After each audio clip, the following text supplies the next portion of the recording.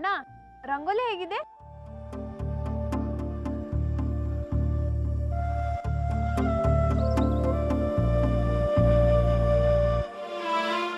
ಅಣ್ಣ ರಂಗೋಲಿ ಹೇಗಿದೆ? ಏನಂತ ಕರೆದ್ರಿ ನನ್ನ? ಅಣ್ಣ ಅಂದೆ, ಯಾಕೆ ಹೇಳ್ಬಾರ್ದ? ನನ್ನ ತಂಗಿ ಸಾಕ್ಷಿನೂ ಅಷ್ಟೇ ಹೀಗೆ ಕರೀತಿದ್ಲು ನನ್ನ. ಆಯ್ತಲ್ಲ, ನನಗೆ ನಿನ್ನ ಅಣ್ಣ ಅಂತ ಕರಿಬೇಕಂತ ಅನ್ನಿಸ್ತು, ನಿನಗೆ ನಿನ್ ಕಳೆದೋಗಿರೋ ತಂಗಿ ನೆನಪಾಯ್ತು. ಹಾಗಿದ್ರೆ ನಾವಿನ್ಮೇಲೆ ಇಬ್ರು ಅಣ್ಣ ತಂಗಿ ಅಲ್ವಾ? ನಾನು ಹಾಕಿರೋ ರಂಗೋಲಿ ಹೇಗಿದೆ ಅಣ್ಣ? ತುಂಬಾ ತುಂಬಾ ಚೆನ್ನಾಗಿದೆ. ನೀವು ಈ ರೀತಿ ರಂಗೋಲಿ ಬಿಡ್ತೀರಾ, ಇಂಡಿಯನ್ ಟ್ರೆಡಿಷನ್ನ ಫಾಲೋ ಮಾಡ್ತೀರಾ ಅಂತ ಅನ್ಕೊಂಡಿರಲಿಲ್ಲ.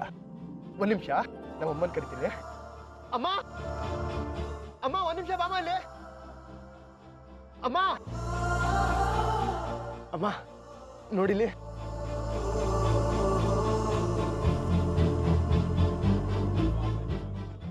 ಅರೆ ಅನುಷ್ಕಾ, ನೀನಂತ ನನಗೆ ಗುರ್ತೇ ಸಿಗ್ಲಿಲ್ಲ. ಇದು ಯಾವ ಹುಡುಗಿಪ್ಪ ಅಂತ ಅನ್ಕೊಂಡೆ. ಅಲ್ವಮ್ಮ? ಅಮ್ಮ, ಇವ್ರನ್ನ ನೋಡ್ತಿದ್ರೆ ನಮ್ಮ ಸಾಕ್ಷಿ ನೋಡ್ದಂಗೆ ಆಗಲ್ವಮ್ಮ?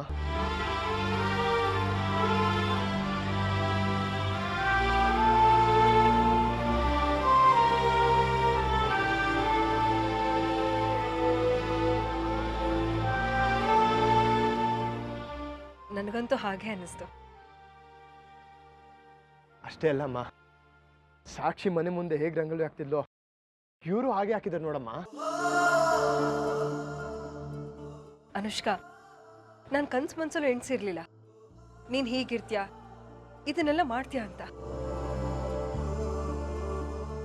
ಕಳ್ಕೊಂಡಿರೋ ನಮ್ಮ ಸಾಕ್ಷಿನ ನಿನ್ನ ರೂಪದಲ್ಲಿ ನೋಡ್ತಾ ಇದ್ದೀವಿ. ನೀವು ಬಂದೇ ದಿವಸದಿಂದ ನೀನೇ ಸಾಕ್ಷಿ ಅಂತ ಅನಿಸ್ತಾ ಇದೆ. ಹೌದು, ಲಕ್ಕಿ ಐ ಆಮ್.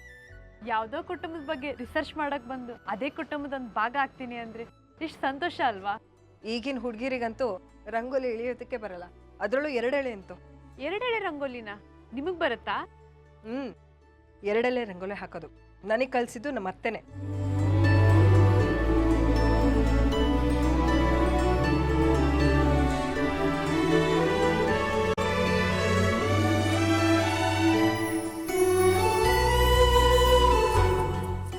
ಕಲ್ತ್ಕೋ. ನಮ್ಮಮ್ಮ ರಂಗೋಲಿ ಎಷ್ಟು ಚೆನ್ನಾಗಿ ಹಾಕ್ತಾರೆ ಗೊತ್ತಾ? 16 ಚುಕ್ಕೆ ರಂಗೋಲಿ ಹಾಕ್ತಾರೆ, 3 ಅವರ್ ತಗೊಳತ್ತೆ. ಅದನ್ನೂ ಕಲ್ತ್ಕೋ. ರಂಜಿತ್, ನೋಡ್ ಬನ್ನಿ ಇಲ್ಲಿ, ನಮ್ಮ ಸಾಕ್ಷಿನ ಇದೇ ರೀತಿ ನಿಮ್ಮನೆ ಮುಂದೆ ರಂಗೋಲಿ ಹಾಕ್ತಿದ್ಲಾ? ಹಾ, ಅದೇ ನೆನಪಾಯ್ತು, ನೋಡ್ತಾ ಇದ್ದೆ.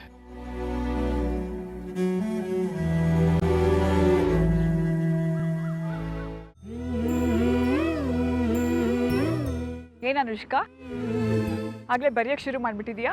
ನಾನು ಪ್ರಯತ್ನ ಪಟ್ಟು ಬರಿತಾ ಇಲ್ಲ ಅಜ್ಜಿ, ತಾನಾಗೆ ಬರೆಸ್ಕೊಂಡು ಹೋಗ್ತಾ ಇದೆ. ಬರೆಯೋದು ತುಂಬಾನೇ ಕಷ್ಟ ಅಂತ ಅನ್ಕೊಂಡಿದ್ದೆ, ಆದ್ರೆ ಇಲ್ಲಿ ನಡೆಯೋದನ್ನೆಲ್ಲ ಒಂದು ಡೈರಿಲಿ ಬರೆದ್ರೆ ಅದೇ ಒಂದು ಗೈಡ್ ಆಗಿಬಿಡುತ್ತೆ. ನಾನು ಇಲ್ಲಿ ಬಂದು ತುಂಬಾನೇ ಖುಷಿ ಆಯಿತು. ಬರ್ದೇ ಹೋಗಿದ್ರೆ ಲೈಫಲ್ಲಿ ಏನೆಲ್ಲ ಮಿಸ್ ಮಾಡ್ಕೊತಾ ಇದ್ನು. ಅನುಷ್ಕಾ, ನೀನು ನಮ್ಮ ಮನೆಗೆ ಬಂದಿದ್ದಕ್ಕೆ ತುಂಬ ಥ್ಯಾಂಕ್ಸ್. ನಾನು ನಿಮ್ಗೆ ಹೇಳ್ಬೇಕಜ್ಜಿ, ಇದನ್ನೆಲ್ಲ ಎಕ್ಸ್ಪೀರಿಯನ್ಸ್ ಮಾಡದೇ ಇರ್ತಿದ್ರೆ ಜೀವನದಲ್ಲಿ ಏನೆಲ್ಲ ಕಳ್ಕೊಂತಿದ್ನಲ್ಲ ಅಜ್ಜಿ. ಹಾಗಂತ ನೀನು ಅನ್ಕೊಂಡಿದ್ಯಾ ಅಷ್ಟೇ. ನೀನು ಬಂದಿರೋದಕ್ಕೆ ನಮ್ಮನೆ ಎಷ್ಟು ಚೆನ್ನಾಗಿದೆ ಗೊತ್ತಾ? ಅಂದರೆ ಮೊದಲೇ ಹೇಗಿತ್ತು? ಮೊದಲು ಚೆನ್ನಾಗೇ ಇತ್ತು. ಎಷ್ಟು ಖುಷಿ, ಎಷ್ಟು ಸಂಭ್ರಮ ಎಲ್ಲ ಇರ್ತಾ ಇತ್ತು.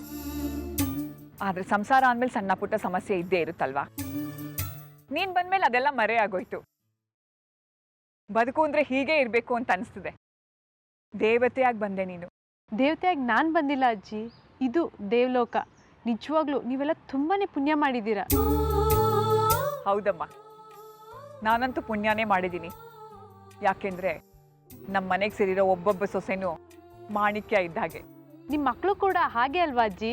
ಆ ದೇವರು ಆಯ್ಕೆ ಮಾಡಿ ಜೋಡಿ ಮಾಡಿರ್ತಾನೆ. ಆ ಜೋಡಿ ಯಾವಾಗಲೂ ಹೀಗೆ ನಗ್ನಗ್ತಾ ಇರಬೇಕು ಅನ್ನೋದೇ ನನ್ನ ಆಸೆ. ಈಗೆಲ್ಲರೂ ನಗ್ನಗ್ತಾ ಇದ್ದಾರಲ್ಲ ಅಜ್ಜಿ. ಅದಕ್ಕೆ ನಿನಗೆ ನಾನು ಥ್ಯಾಂಕ್ಸ್ ಹೇಳಿದ್ದು.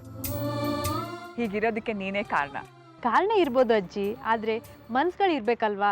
ಆ ಮನ್ಸುಗಳು ಅವ್ರದ್ದೇ ತಾನೆ, ಅದನ್ನ ಯಾರ ಕೈಯಲ್ಲೂ ಬದಲಾಯಿಸಕ್ಕಾಗಲ್ಲ. ಆ ಮನಸ್ಸುಗಳು ಹೀಗೆ ಇದ್ಬಿಡ್ಲಿ ಅನ್ನೋದೇ ನನ್ನ ಹಾರೈಕೆ. ನಿನ್ನ ಕೆಲಸ ಈ 1 ತಿಂಗಳಲ್ಲಿ ಆಗದೆ ಇರಲಿ ಅಂತ ನಾನು ಅನ್ಕೋತೀನಿ. ಯಾಕಜ್ಜಿ, 1 ತಿಂಗಳಲ್ಲಿ ನನ್ನ ಕೆಲಸ ಮುಗಿಯಲ್ವಾ? ಸ್ವಾರ್ಥ ಕಡೆ ನಂದು. ನಮ್ಮ ಮನೆ ಯಾವಾಗಲೂ ಹೀಗೆ ಖುಷಿ ಖುಷಿಯಾಗಿರ್ಲಿ ಅಂತ. ನೀನು ಇದ್ಬಿಟ್ರೆ ಹೀಗೆ ಇರುತ್ತಲ್ವಾ, ಅದಕ್ಕೆ.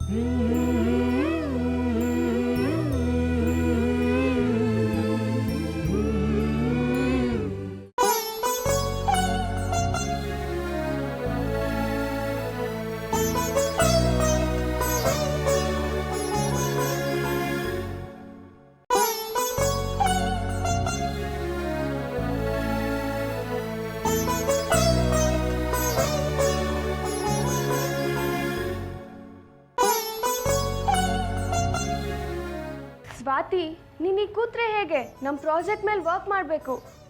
ಯಾವ ಪ್ರಾಜೆಕ್ಟು? ಅರೆ, ಮೊನ್ನೆ ತಾನೇ ಬಾಂಬೆಯಿಂದ ಕನ್ಫರ್ಮೇಷನ್ ಬಂದಿದೆ. ಇಲ್ಲ, ನಿಮ್ಮ ಕಂಪ್ನಿಗಿಂತ ಕಮ್ಮಿ ಕೊಟೇಶನ್ ಕೊಡ್ತಿರೋ ಕಂಪ್ನಿಗೆ ನಾವು ಆ ಪ್ರಾಜೆಕ್ಟ್ ಕೊಡ್ತಾ ಇದ್ದೀವಿ ಅಂತ ಲೆಟರ್ ಬಂದಿತ್ತು. ವಾಟ್? ಎಲ್ಲ ಕನ್ಫರ್ಮ್ ಆಗಿತ್ತಲ್ಲ, ನಾವು ಅದಕ್ಕೆಲ್ಲ ರೆಡಿ ಆಗಿದ್ವಿ. ಹೌದು, ಆದರೆ ಅಪ್ರೂವಲ್ ಸಿಕ್ಕಿರಲಿಲ್ವಲ್ಲ. That's very bad. ಇದು ನಮ್ಮ ಫಸ್ಟ್ ಪ್ರಾಜೆಕ್ಟ್ ಅಂತ ನಾವು ಎಷ್ಟು ಎಕ್ಸೈಟ್ ಆಗಿದ್ವಿ ಗೊತ್ತಾ? ಏನಾಯಿತು? ಕಂಪನಿ ಪಾಲಿಟಿಕ್ಸು ನಾವು ಅಂದ್ಕೊಂಡಿರೋಷ್ಟು ಸುಲಭ ಅಲ್ಲ. ಹೊಸಬ್ರನ್ನ ಬೆಳೆಯೋಕೆ ಬಿಡಲ್ಲ, ತುಳಿತಾರೆ. ನನಗೆ ಗೊತ್ತಿತ್ತು. ನಾವು ಕೆಲಸ ಮಾಡ್ಬೇಕಾದ್ರೇನೂ ಅಷ್ಟೇ, ನಮ್ಮ ಕಂಪ್ನೀಲಿ ಏನೇ ನಡೆದ್ರು ಅದ್ರ ಹಿಂದೆ ದೊಡ್ಡ ರಾಜಕೀಯನೇ ನಡೀತಿತ್ತು. ಅದು ಪ್ರಾಜೆಕ್ಟ್ಸ್ ತರ್ತಿದ್ದಿದ್ದು ಹಾಗೇ, ನಾವು ಅದಕ್ಕೂ ಮೀರಿ ಕೆಲಸ ಮಾಡೋಣ ಅಂದ್ಕೊಂಡಿದ್ವಿ.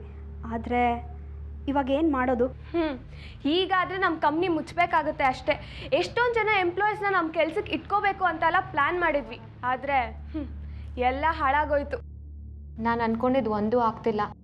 ಮಾವ ನನ್ನ ಮೇಲೆ ತುಂಬ ನಂಬಿಕೆ ಇಟ್ಟು ಆ ದುಡ್ಡು ಕೊಟ್ಟಿದ್ರು. ನಾನು ಅವ್ರಿಗೆ ಏನು ಅಂತ ಈಗ ಹೋಗಿ ಹೇಳಿ. ಹಾಯ್,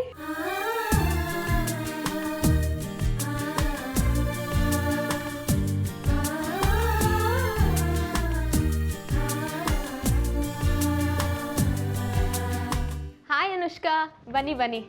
ನೋಡಿ, ಇದೇ ನಮ್ಮ ಸಣ್ಣ ಆಫೀಸ್. ಕೆಲಸ ಇಲ್ಲ, ಕಾರ್ಯ ಇಲ್ಲ, ಎಲ್ಲರೂ ಸುಮ್ಮನೆ ಕೂತಿದ್ದೇವೆ ಅಷ್ಟೇ. ಹಾಗೆ ಏನಕ್ಕಂತೀರಾ? ಮತ್ತೆ ಇವರಿಬ್ರು? ಸಾರಿ ಅನುಷ್ಕಾ, ಇಂಟ್ರೊಡ್ಯೂಸ್ ಮಾಡ್ಕೊಡ್ತೀನಿ. ಇವಳು ಶೀತಲ್, ಇವರು ಮೋನಲ್ ಅಂತ. ಹಾಯ್. ಹಾಯ್.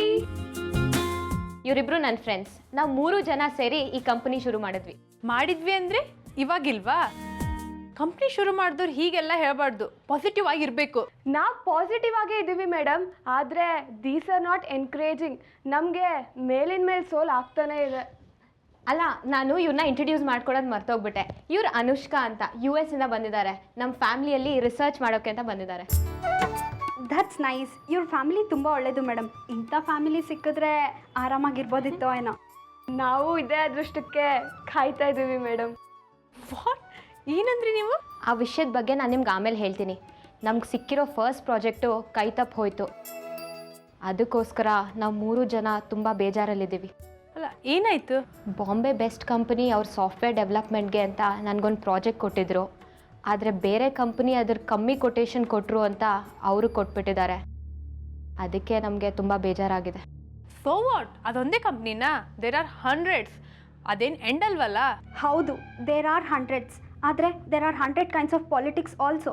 ನಾವು ಈ ಕಂಪ್ನಿ ಶುರು ಮಾಡಿ 2 ಮಂತ್ಸ್ ಆಗ್ತದೆ, ಆದರೆ ಒಂದೇ ಒಂದು ಕೆಲಸನೂ ಆಗಿಲ್ಲ. ಎಲ್ಲ ಥರ ಗ್ರೌಂಡ್ ವರ್ಕ್ನ ಮಾಡಿದ್ವಿ, ಎಲ್ರಿಗೂ ಅಪ್ರೋಚ್ ಕೂಡ ಮಾಡಿದ್ವಿ, ಆದರೆ ಯಾರೂ ನಮ್ಮ ಮೇಲೆ ವಿಶ್ವಾಸನೇ ಇಟ್ಟಿಲ್ಲ. ಕಾರಣ ಏನಿರ್ಬೋದು? ಇಫ್ ಐ ಕ್ಯಾನ್ ಹೆಲ್ಪ್, ನನ್ನ ಫ್ರೆಂಡ್ ಒಬ್ಬ ಸ್ಯಾನ್ ಫ್ರಾನ್ಸಿಸ್ಕೋಲ್ ಇದ್ದಾನೆ. ಸೊ ಅವನು ಸಣ್ಣ ರೀತಿಲಿ ಆಪ್ರೇಟ್ ಮಾಡ್ತಾ ಇದ್ದಾನೆ. ಅವನಿಗೂ ಅಮೇರಿಕಾದಲ್ಲಿ ತುಂಬ ನೆಟ್ವರ್ಕ್ ಇರೋದ್ರಿಂದ ತುಂಬ ಕೆಲಸ ಇದೆ. ಅವನಿಗೆ ಮಾಡೋಕ್ಕಾಗದೆ ಎಷ್ಟೋ ಪ್ರಾಜೆಕ್ಟ್ನ ಔಟ್ಸೋರ್ಸ್ ಮಾಡ್ತಾ ಇದ್ದಾನೆ. ಇದೊಂದು ಮನೆನಾ? ನಿನ್ ಗಂಡ ಅನ್ಸ್ಕೊಂಡಿನ ಕರಿ, ಬರ್ಲಿ ಗೊತ್ತಾಗುತ್ತೆ. ಯಾಕೋ ಕೂಗಾಡ್ತಿದ್ಯಾ? ಏನು ವಿಷಯ? ಏನ್ ವಿಷಯನಾ?